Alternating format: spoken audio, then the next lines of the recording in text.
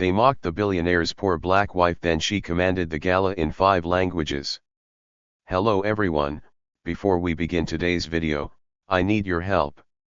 We've noticed that the channel is losing traction, and subscribing is one of the best ways you can help us. It's quick, free, and allows us to continue bringing you great content. Your support means everything. Let's keep this channel growing collectively. Where are you watching from? Drop your city or country in the comments below. Thank you very much. Now, let's get back to the story. You don't belong here. The words weren't shouted. They didn't need to be. They slid through the golden air of the gala like a blade wrapped in silk, quiet, precise, and meant to cut only one person. The woman in red stood barely an arm's length away, manicured finger extended, not touching but close enough to claim ownership of the space. Her smile was tight, practiced. The kind perfected in rooms where wealth mistook itself for authority. This section is for donors, she added calmly, eyes flicking once over the black woman's simple black gown. Not companions.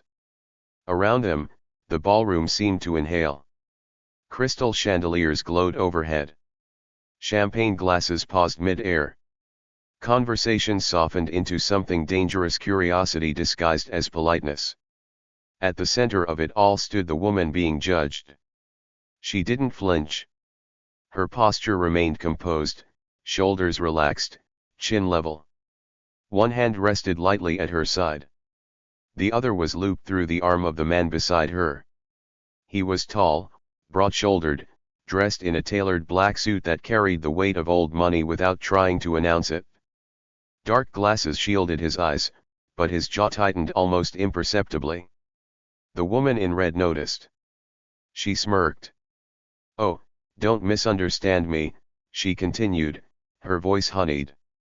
"You're welcome to observe. Just, not from here." A ripple of restrained laughter moved through the cluster of guests behind her. Not cruel enough to be called cruelty. Just enough to signal agreement. Phones shifted in hands. A blonde woman nearby glanced between them, lips parted, uncertain whether to intervene or record. Another guest leaned subtly to get a better view, pretending to adjust her bracelet. The black woman finally turned her head. Not toward the woman in red but toward the room. She met the eyes of strangers one by one. Some looked away immediately. Others stared back, curious. Measuring. Waiting for her to shrink. She didn't. Her gaze returned to the woman in red. "I was invited," she said evenly. Her accent was smooth. Controlled. Impossible to place. The woman in red laughed softly. "Of course you were." She gestured vaguely toward the rest of the ballroom. "But there are invitations, and then there's belonging." The word lingered. Belonging. That was the currency here. More valuable than money. More rigid than law. Before the black woman could respond, the man beside her shifted slightly. Not forward. Not aggressively. Just enough. A silent question. She squeezed his arm once. "Don't." The woman in red noticed that too. Her eyes narrowed. "Sir," she said, addressing him now, "perhaps you should escort your wife to a more appropriate area. The bar near the entrance is." "She's fine," he said. 2 words. Calm. Final. The surrounding guests stilled. The woman in red blinked, momentarily caught off guard by the interruption. Then she smiled again, wider this time, sharper. "Well," she replied, "I assumed you were the guest of honor." A pause. "But clearly," she added, glancing back at the black woman, "I was mistaken." A few guests laughed again. Louder now. Safer laughter. The black woman felt it not as embarrassment, but as temperature. The room cooled by a degree. Maybe 2. She took a breath. "Before we continue, where are you watching from? Drop your city or country in the comments below. And if you believe in dignity and justice, hit like and subscribe. These stories spark change. And we're glad you're here. Now, back to her. She turned fully toward the woman in red.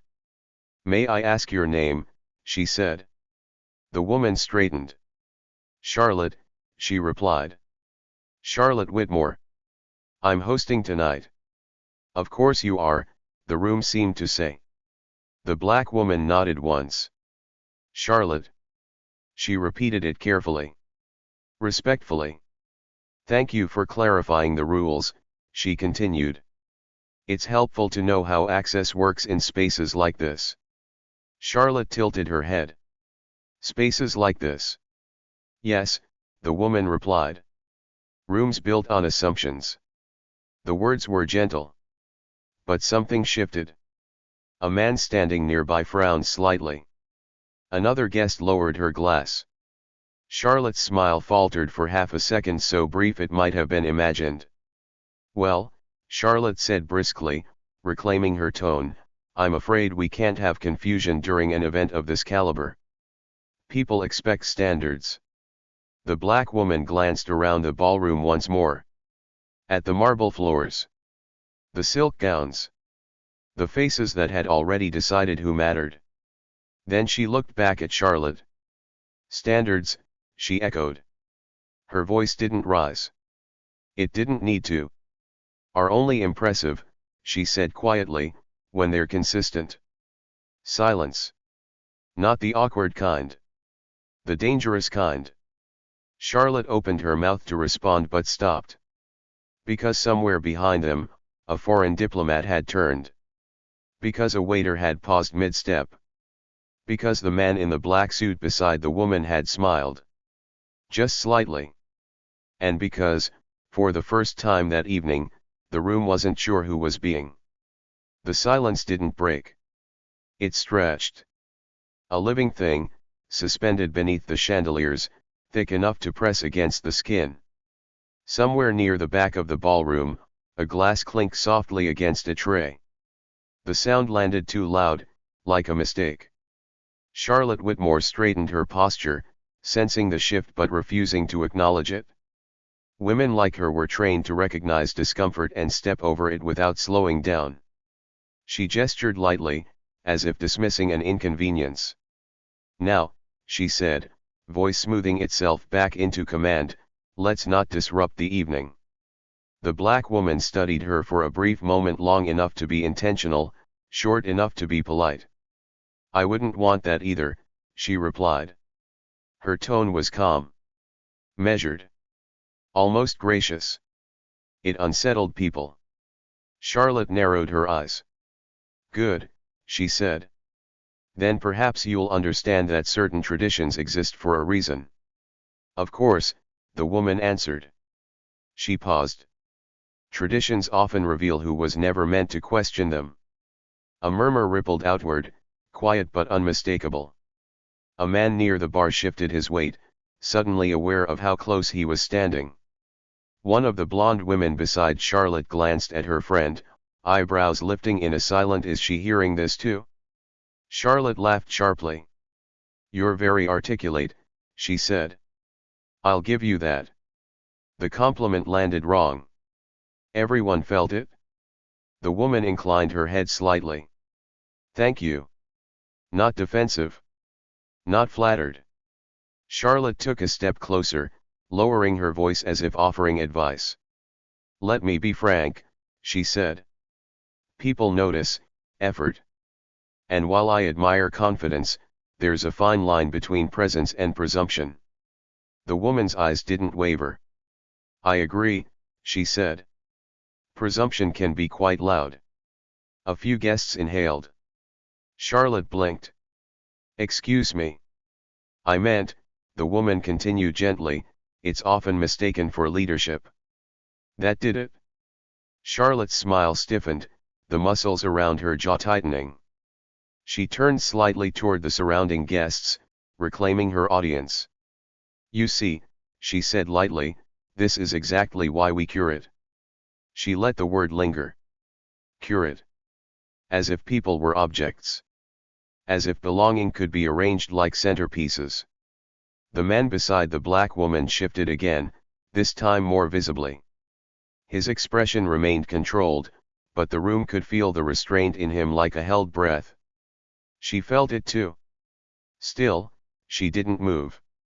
Instead, she turned her head slightly not toward Charlotte, but toward a man standing a few feet away. His accent had given him away earlier. European. Diplomatic. Ambassador, she said, her voice changing subtly, forgive me. Were you able to meet the minister from Lyon? The man's eyes widened. Yes, he replied instinctively, switching to French without thinking. Briefly, yes. He sends his regrets. She answered him in flawless French, her cadence elegant, precise. Not academic. Lived in. Their exchange lasted only seconds. But it was enough. Heads turned. Charlotte froze. The ambassador smiled, visibly relieved. It's rare to hear Paris spoken without apology here, he said warmly. The woman smiled back. It deserves better. The room had shifted again. Not dramatically. Not loudly. But decisively. Charlotte laughed too quickly. Well, she said, clapping her hands once, how charming. I had no idea tonight would turn into a language exhibition. It's not, the woman replied, turning back to her. It's a conversation. Charlotte's eyes flashed. Be careful, she said softly. You're testing patience. The woman nodded once. I understand. She paused. Patience is usually tested by those who've never needed it. No one laughed this time. The silence returned heavier now, weighted with something new. Doubt. Somewhere in the ballroom, a guest quietly lowered her phone. Another slipped it fully into her clutch. Charlotte looked around, sensing the room slipping through her fingers, and for the first time that evening, she didn't like what she saw. The black woman stood exactly where she had been all along. Unmoved. And the room slowly, unmistakably began to move around her instead. Charlotte Whitmore felt it before she understood it. The room had stopped responding to her. Not openly. Not rudely. But the subtle obedience she was used to, the automatic nods, the polite laughter, the reassuring murmurs had thinned. Like air at altitude. Still present. No longer reliable. She cleared her throat. Shall we, she said, gesturing vaguely toward the bar, toward the orchestra, toward anything that might reset the evening back into its proper order. No one moved. The black woman remained where she was, hands relaxed, expression neutral. Not challenging. Not apologetic. Waiting. A man near the edge of the group leaned toward his companion. Who is she? He whispered. I don't know, the woman replied. But she's not lost. Charlotte heard them. Or sensed them. Either way, irritation flared behind her eyes. This is becoming unnecessary, she said, tightening her smile. We're here to celebrate generosity, not performances. The woman tilted her head slightly. Then perhaps we should let generosity speak for itself. Charlotte scoffed. And what would you know about that? The question slipped out sharper than intended. A mistake. The woman's gaze held steady. Enough, she said. The word landed softly. But it landed. Charlotte crossed her arms. I've hosted this gala for 12 years, she said, louder now, reasserting herself. I know every donor in this room. She looked pointedly at the black woman. And I don't know you. That's true, the woman replied. You don't. She paused. But that doesn't mean I'm unfamiliar with the room. A few people shifted. A few frowned, trying to place her. Charlotte exhaled through her nose. You're enjoying this, she accused. No, the woman said calmly. I'm observing it. There was a difference. The orchestra at the far end hesitated, unsure whether to resume. The musicians glanced toward the stage manager, who glanced back at Charlotte. No signal came. The pause stretched. Then, from behind Charlotte, a voice cut in measured, curious. "Forgive me," the voice said. "Did you say Leon?" It belonged to a middle-aged man with silver at his temples and a pin on his lapel. He addressed the black woman directly. "Yes," she replied, turning toward him. Minister Dubois was delayed. The man nodded. "Customs in Frankfurt," he said in French. "Always the same." She smiled faintly and answered him in French again, this time longer, fluid, effortless. They exchanged a brief remark about scheduling, about translation delays, about protocol. It wasn't impressive because it was multilingual. It was impressive because it was unremarkable to her. The man laughed softly. "You saved me an explanation," he said. "Thank you." "Of course," she replied. Charlotte stared. Someone else stepped closer, a woman with a subtle British accent. "I couldn't help overhearing," she said. "You mentioned Frankfurt." The black woman turned and answered her in English first. Then, smoothly, shifted into German. The British woman's eyebrows lifted. "Oh," she said, startled. "You studied in Berlin?"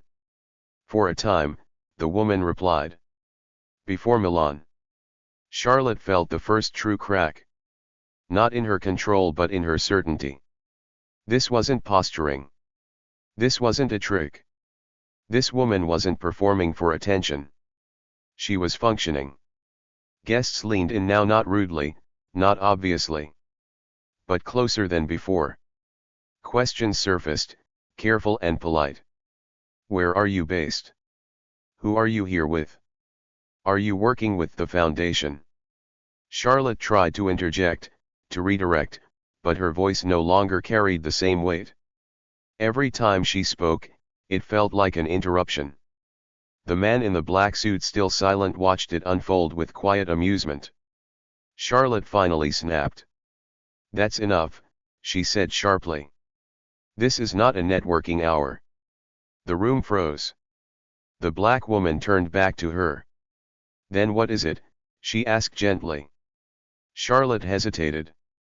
The answer she wanted, to assert status, to reclaim hierarchy, felt suddenly fragile. "Exposed." Charlotte began. But before she could finish, the black woman spoke again. "You said this room values standards," she said. "May I ask which ones?" The question wasn't aggressive. It was surgical. Charlotte's mouth opened. No words came out. And in that moment, brief, unmistakable, the balance tipped.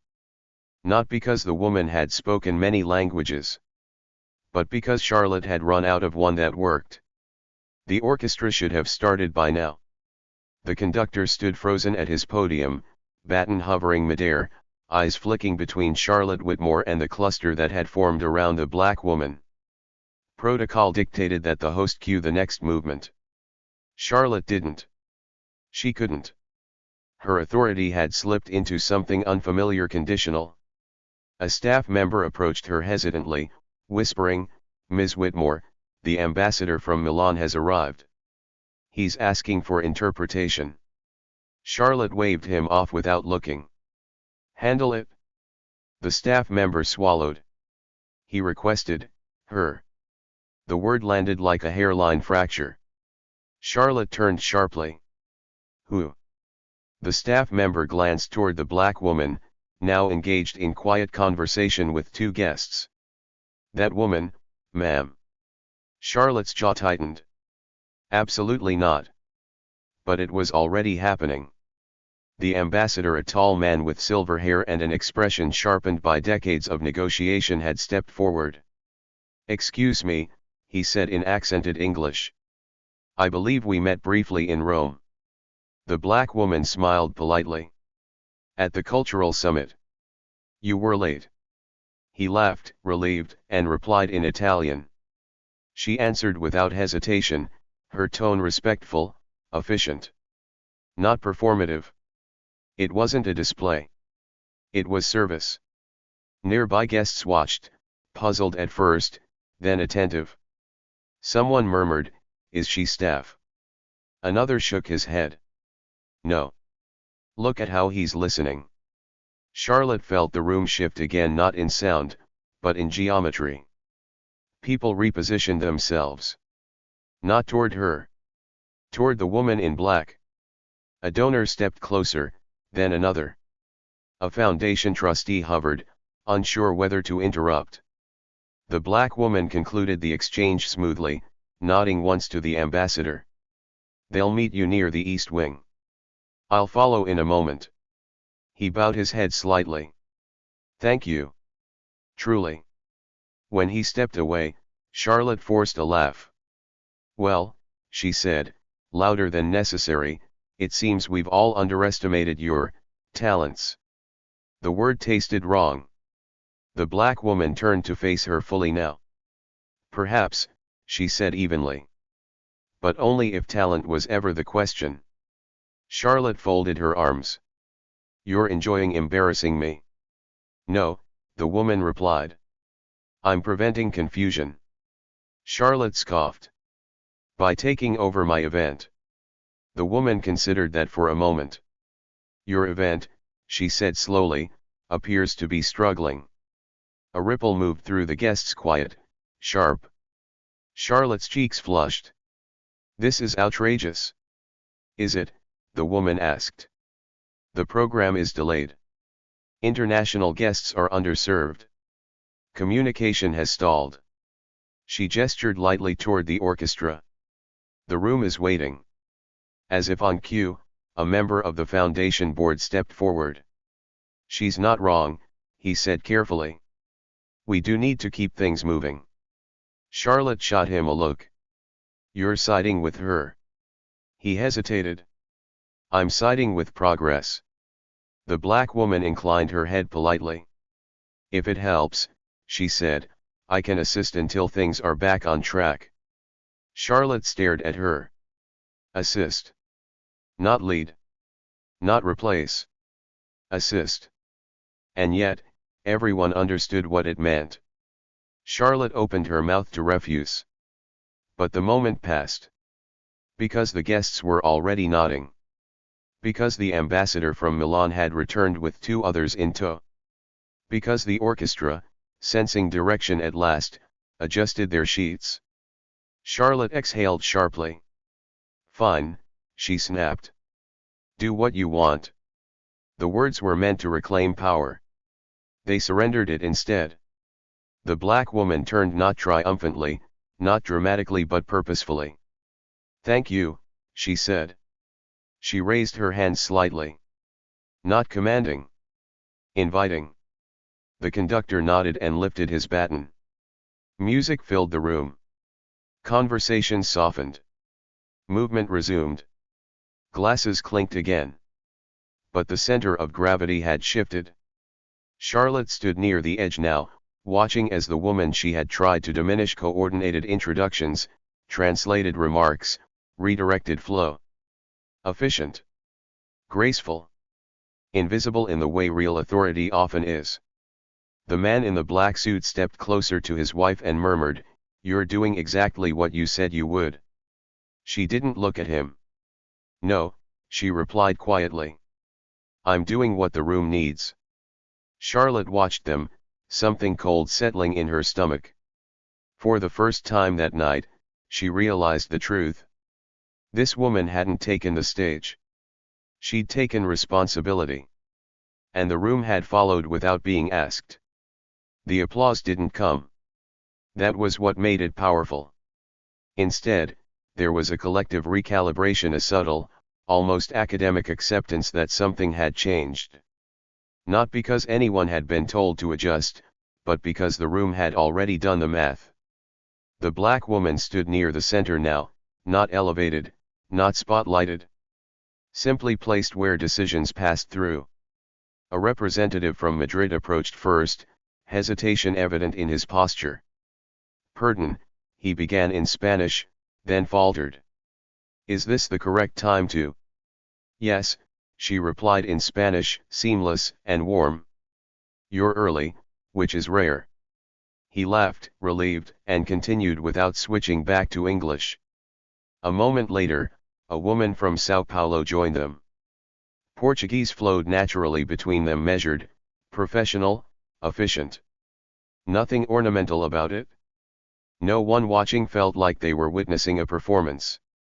They felt like they were witnessing fluency in power. Charlotte hovered several steps away now, clutching her champagne flute as if it might anchor her. She forced a smile whenever someone glanced her way, but fewer people did. They were watching the woman in black. She answered a question in Italian, clarified a detail in German, then turned back to English without pause. Each shift was precise, unannounced, as natural as breathing. 5 languages. No fanfare. No pause for recognition. Guests exchanged looks, small, incredulous, recalculating. A trustee leaned toward another.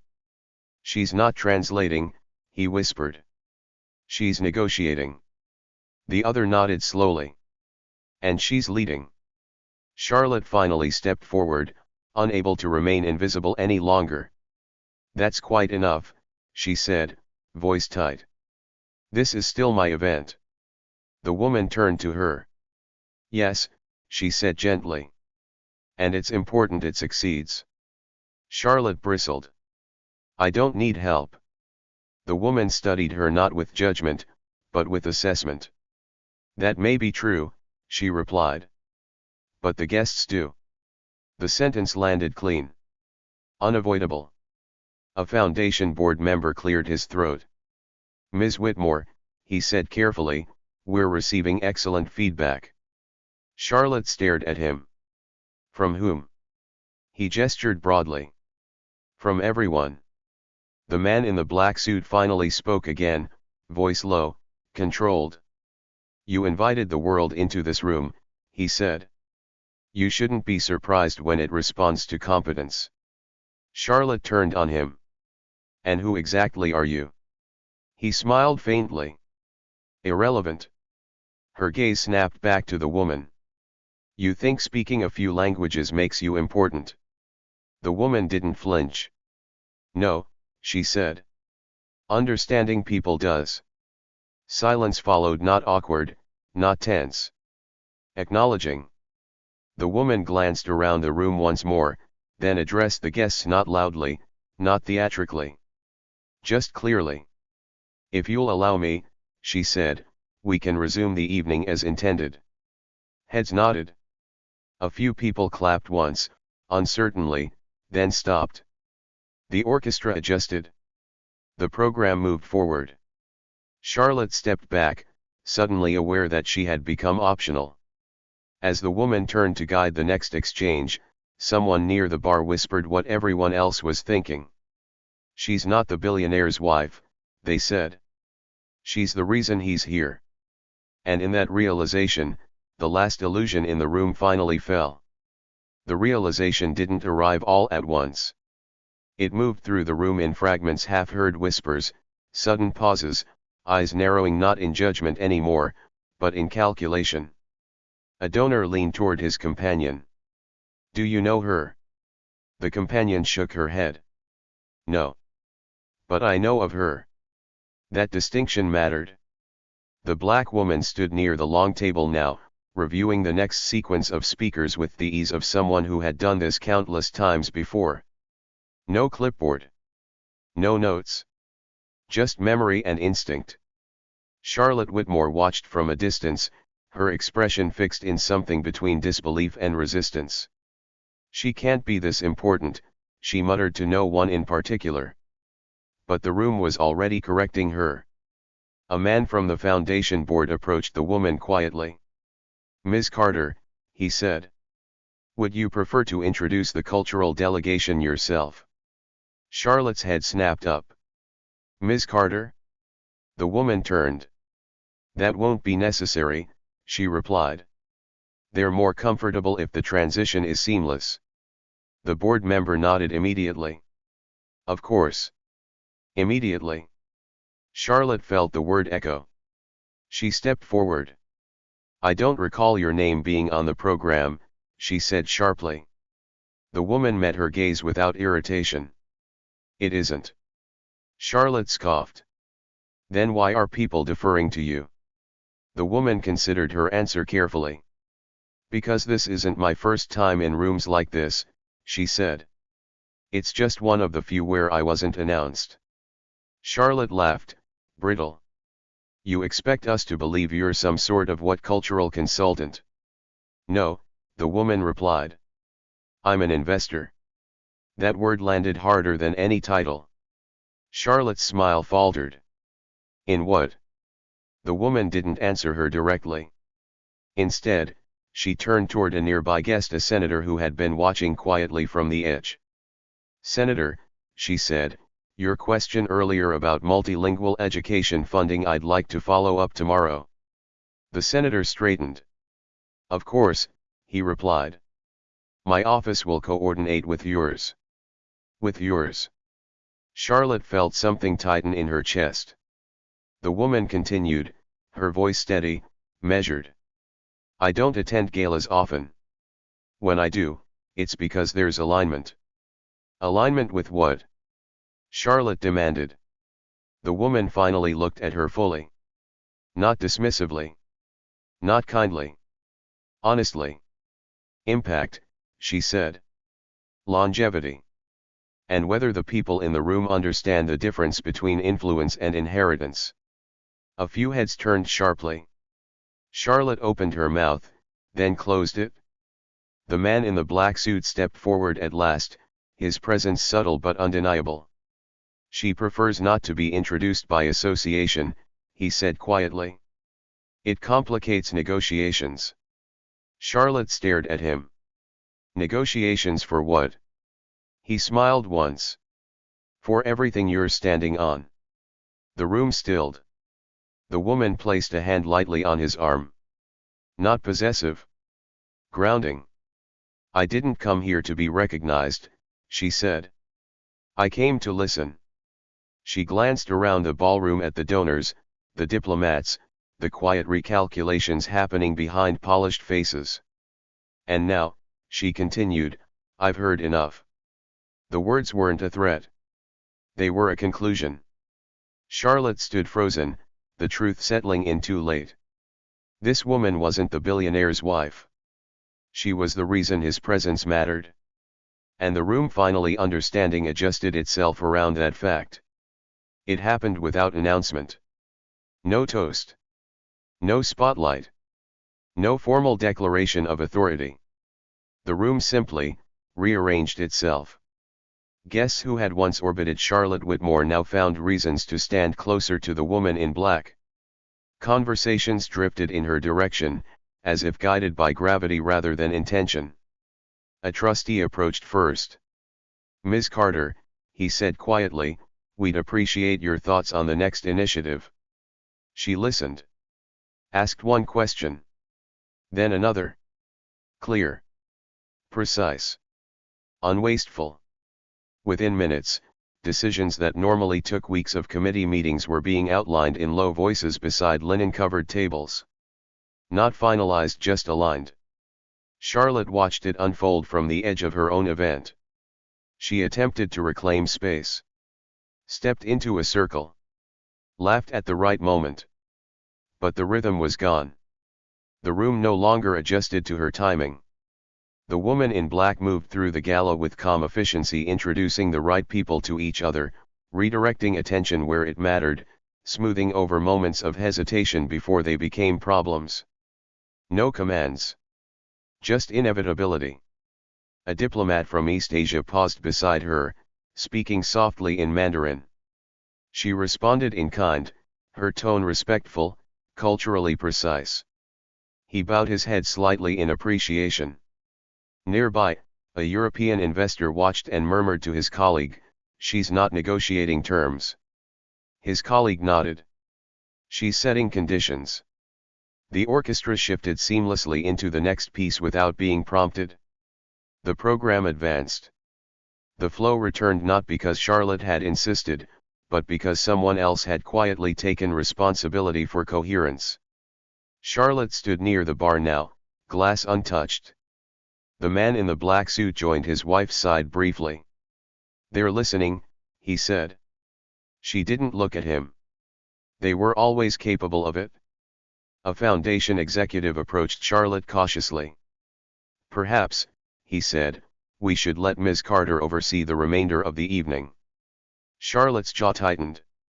"This is my name on the invitation." The executive hesitated. "Names open doors," he replied.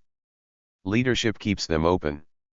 Charlotte turned away, her reflection catching in the mirrored wall behind the bar. For the first time that night, she looked small. At the center of the room, the woman in black paused, surveying the gala not with pride, not with triumph. With assessment. She adjusted nothing further. She didn't need to. The power shift was complete. Not because she demanded it, but because the room, at last, had recognized who it belonged to. The gala ended on time. That alone was unprecedented. Guests filed out beneath the chandeliers with measured smiles and quiet urgency, conversations no longer about dresses or donors, but about recalibration. About what would change by morning. Charlotte Whitmore remained near the bar long after the orchestra had finished its final piece. Her phone vibrated once. Then again. She didn't check it. She already knew. Across the room, two Foundation board members stood close together, speaking in hushed tones. "We can't ignore this," one said. "We won't," the other replied. "The sponsors are already asking questions." Charlotte caught fragments as they passed her. Reputation risk. Leadership optics. Transition. Her grip tightened around the glass until the stem cracked. Champagne spilled onto the marble floor, unnoticed. A staff member approached cautiously. "Ms. Whitmore," he said, "there's a call for you." She exhaled sharply. "From whom?" "The Foundation," he replied. "Emergency session. Tonight." Charlotte laughed once. Dry. Disbelieving. "That's not how this works." The staff member hesitated. "They insisted." At the center of the room, the woman in black finished a quiet exchange with the senator and turned toward the exit.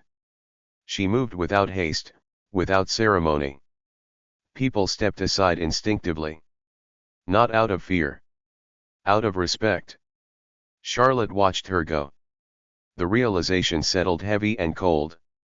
This woman hadn't raised her voice. Hadn't made demands. Hadn't exposed anyone publicly. She'd simply allowed the room to reveal itself. And it had chosen. A trustee approached Charlotte one last time. "We'll need to review hosting responsibilities going forward," he said carefully. "Just until things stabilize." Charlotte stared at him.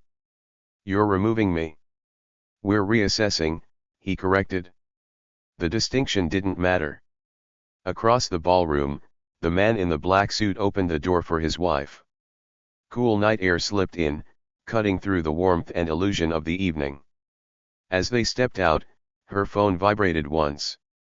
She glanced at the screen. A single message. Confirmed. Effective immediately. She slipped the phone back into her clutch. Inside, Charlotte Whitmore stood alone under fading lights, her name still printed on banners that suddenly felt outdated. Outside, the woman in black walked into the night without looking back. The consequences had begun. Quietly. Irreversibly. By morning, the city had already adjusted. Headlines didn't scream. They didn't need to. They arrived quietly, phrased carefully, framed as organizational updates and strategic realignments. The kind of language institutions used when they wanted to sound intentional about decisions made under pressure. Charlotte Whitmore's name appeared only once. Then not again. The Foundation released a statement just after sunrise. A review of leadership practices. A commitment to inclusivity. A renewed focus on global engagement. Words polished smooth enough to hide the fracture beneath them. Those who knew how to read between lines understood. Inside a quiet town car, the woman in black watched the city pass by through tinted glass. Morning light softened the buildings, revealing what the night had concealed: cracks, scaffolding, structures still standing only because no one had leaned on them yet. Her husband sat beside her, silent, as he had been all evening. "Are you satisfied?" he asked eventually. She considered the question. "Satisfaction implies expectation," she replied. "I wasn't here to prove anything." He nodded. "Then why come at all?" She looked out the window again. "To listen," she said. "And to see who was prepared to lead when no one told them to." A pause. "And," he asked. She exhaled softly. "Very few were."